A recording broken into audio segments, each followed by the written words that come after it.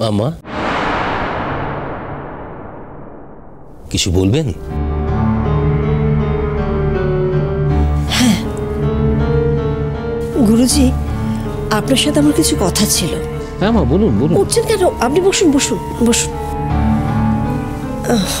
বলছিলাম গুরুজি, আপনি নাকি মেঘলাকে নিয়ে কলকাতা যেতে চান? হ্যাঁ মা, আসলে কলকাতা একটা খুব বড় মেহফিল আছে, তো আমি ভাবলাম অনেকদিন তো হলো, এবার মেঘলা বেটির কলকাতার বড় মেহফিলে গান গাওয়া উচিত। তার কারণ কলকাতার লোকেরা খুব সমঝদার আছে, মেঘলা বেটির গান যদি ওদের একবার ভালো লেগে যায় তাহলে একদম। কিন্তু গুরুজি, এই মুহূর্তে মেঘলার কলকাতায় যাওয়ার আমার একটু আপত্তি আছে।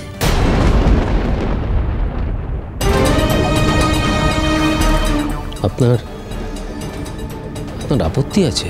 হ্যাঁ গুরুজি, আমার একটু আপত্তি আছে। ওর বাবা কি বলবেন আমি জানি না। ওর বাবা তো সংসারের ভেতরের কথায় কখনো ঢোকেন না। আপনিও গান বাজনা নিয়ে থাকেন, সংসারের ভেতরের ব্যাপারে আপনাকে কখনো তাকিয়ে দেখতেই হয়নি। আমি আমি চাই না। গুরুজি, আপনি তো সবটাই জানেন। আপনি তো মেঘলাকে সঙ্গে করে অনুরাগের কাছে নিয়ে গিয়েছিলেন।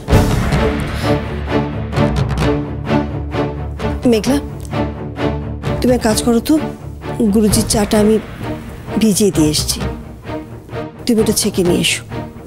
যাও।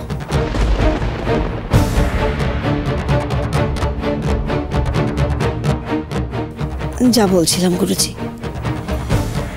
গুরুজি দেখুন, একটা ঘটনা তো ঘটেছে।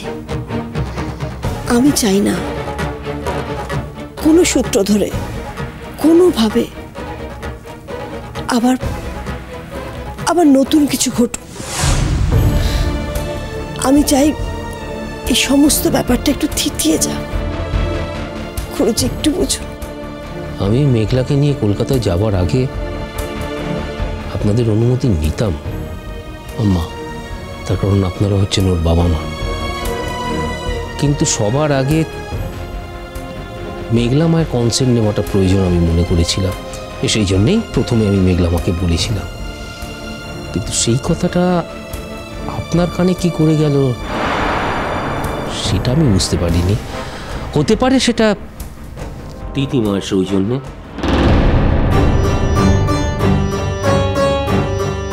আমি তো ভুল কিছু বলিনি গুরুজি। সব সময় ঠিক কথাটা বললেই যে সৌজন্য রক্ষা হয় সেটাও কিন্তু ঠিক না দিদিমা।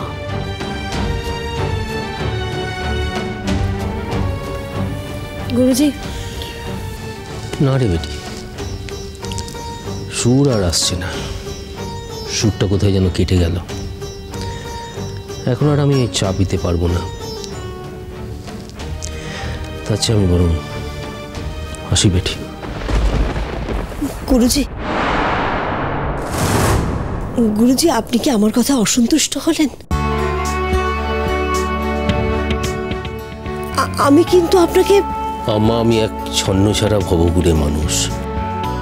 এই জীবনের সব কিছু ছেড়ে আমি সুরের উপর আশ্রয় করেছি। সত্যি এই সংসারের মধ্যে অনেক হিসেব আছে যেটা আমি বুঝি না আম্মা, আমি বুঝতে চাইও না।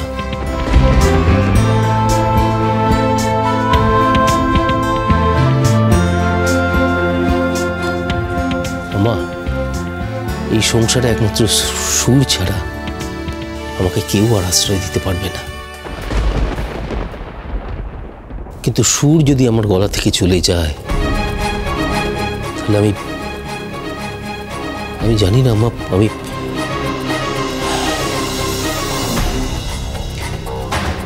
হাসি রে বেটি। গুরুজি,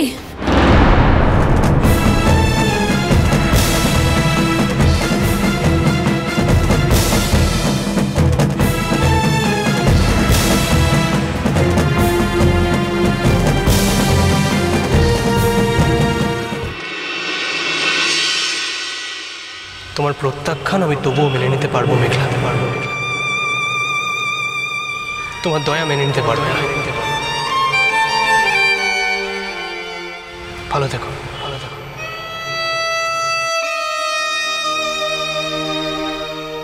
আমি জানি অনুরাগদা, তুমি প্রথমে যে ভুল করেছিলে পরে সেই ভুল বুঝতে পেরেছ। তাই আমি যখন তোমার কাছে ফিরে গেলাম তখন তুমি আমাকে ফিরিয়ে দিয়েছ। ভালো করে কথাও বলনি আমার সঙ্গে। তুমি তো ঠিকই করেছ, আমাকে আমার জায়গাটা বুঝিয়ে দিয়েছ। কিন্তু অনুরাগদা, আমি কি আগেই আমার জায়গাটা জানতাম না? জানতাম বলেই তো তোমার দুর্বলতাকে মুহূর্তের ভুল ভেবে তোমাকে ফিরিয়ে দিয়েছিলাম। কিন্তু তুমি তারপরেও, এখন আমার তোমার জন্য কেন এত কষ্ট হচ্ছে আমি জানি না। কেন মনে হচ্ছে একবার তোমার সঙ্গে কথা না বললে আমি সারা রাত ঘুমাতে পারবো না। একটা ফোন করব? কিছু না, শুধু তুমি কেমন আছো এইটুকু জানতে চাই আমি। করব?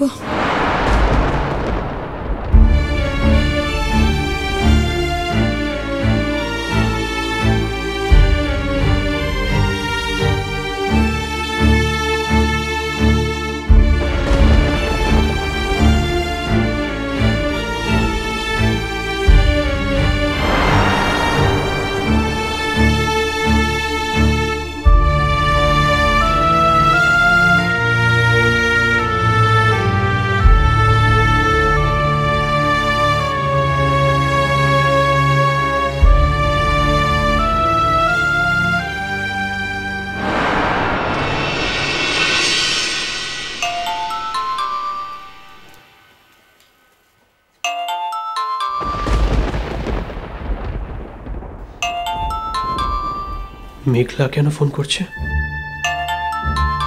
সব যখন নিজের হাতে শেষ করে দিয়েছে তখন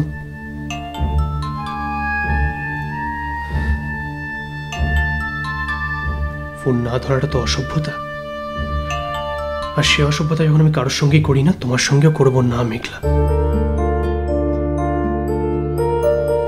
আফটার অল তোমার সঙ্গে তো এখন আমার আর 5 জনের মতো নেই সৌজন্যের সম্পর্ক। আমি জানি তোমার কষ্ট হচ্ছে, আমারও হয়েছে। এখনো হয়তো তুমি বুঝবে কষ্ট হলে কেমন লাগে।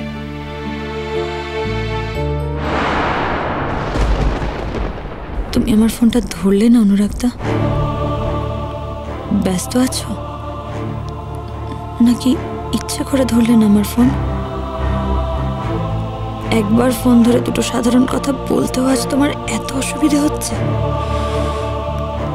বেশ,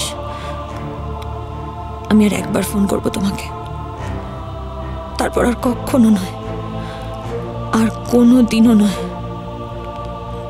নেহাত আমার সঙ্গে দেখা করতে এসেই ফেরার পথে তোমার অ্যাক্সিডেন্টটা হয়েছিল, তাই তা না হলে আর।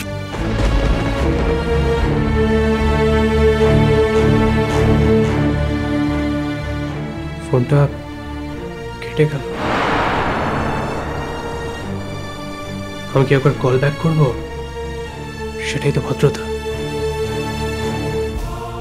অবশ্য ফোনে কাউকে একবার না পেলে আরেকবার ফোন করাটাও তো ভদ্রতা। নাকি মহারানী একবার ফোনে পাননি বলে আর ফোন করবেনই না? তার হয়তো আবার মানে লেগেছে।